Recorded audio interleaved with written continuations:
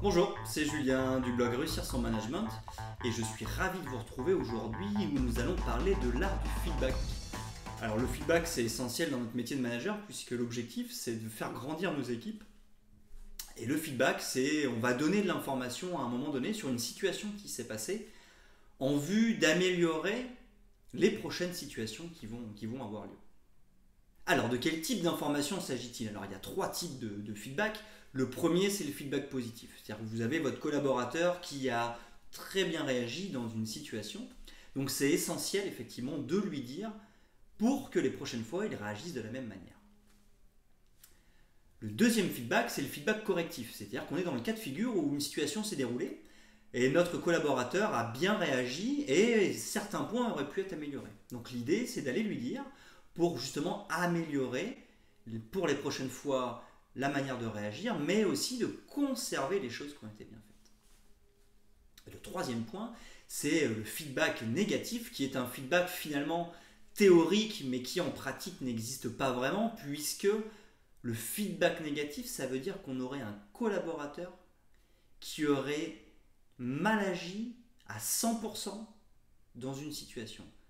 Personnellement, j'y crois pas. Et même si c'était arrivé, il faudrait trouver quelque chose de positif qui a été fait. Donc ça veut dire qu'on serait dans du feedback correctif. Finalement, pour moi, le feedback négatif n'existe pas. Et même s'il existait, ce ne serait pas une bonne manière pédagogique que de donner du feedback. Ainsi, on va garder le feedback positif et le feedback correctif. Le premier point essentiel du feedback, c'est qu'il faut être précis. Alors pour être précis, il y a plusieurs règles à respecter. La première, c'est qu'il faut se focaliser sur le problème et pas sur la personne. En effet, l'idée, c'est de dire qu'on a un problème dans telle situation. Comment est-ce qu'on pourrait résoudre ce problème? L'idée n'est donc pas de dire que quelqu'un a mal fait. L'idée est de dire comment est-ce qu'on pourrait résoudre ce problème. Ensuite, je pense que c'est essentiel d'avoir assisté à la situation. Je ne pense pas qu'on puisse manager ou donner du feedback sur des on-dit. Quelqu'un m'a dit que. Si on veut donner du poids à ce qu'on dit, il faut avoir assisté à la situation. Ensuite, plus les faits seront précis, plus on pourra aussi donner du poids à la situation.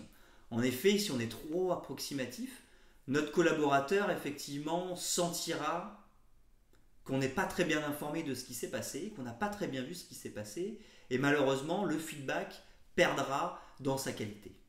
Ensuite, il sera essentiel pour être précis d'expliquer pourquoi on revient sur la situation, quel est le sens d'améliorer ou de poursuivre dans la voie qui a été faite.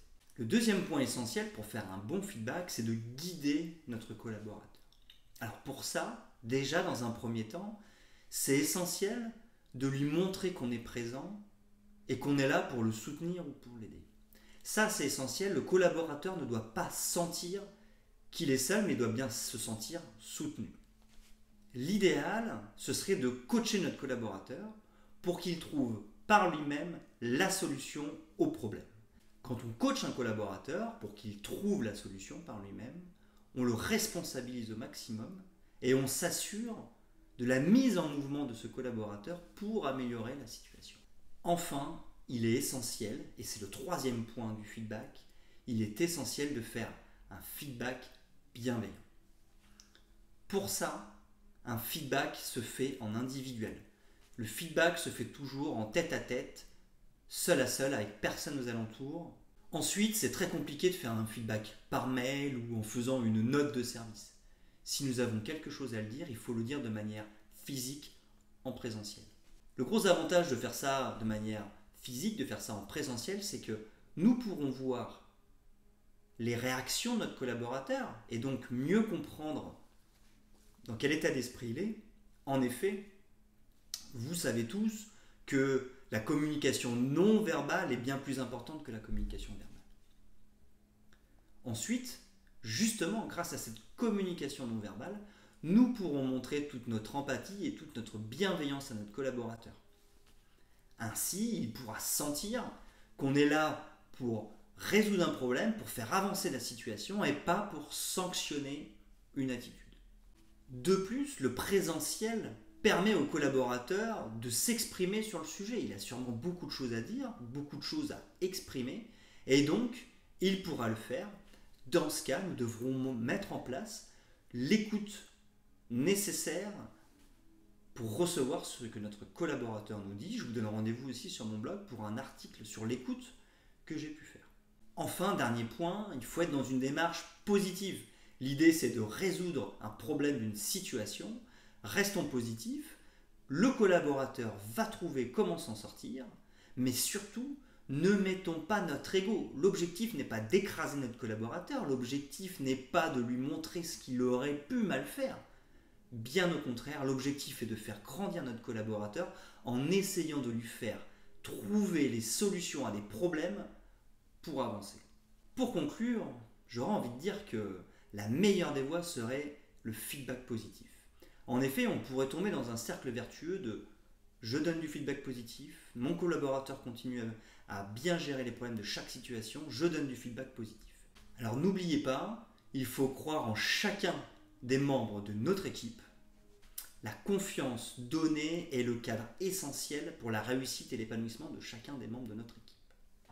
Je vous remercie d'avoir pris le temps de regarder ma vidéo. Je vous donne rendez-vous sur mon blog Réussir son management, ainsi que sur les réseaux sociaux. N'hésitez pas à vous abonner. Je vous dis à bientôt.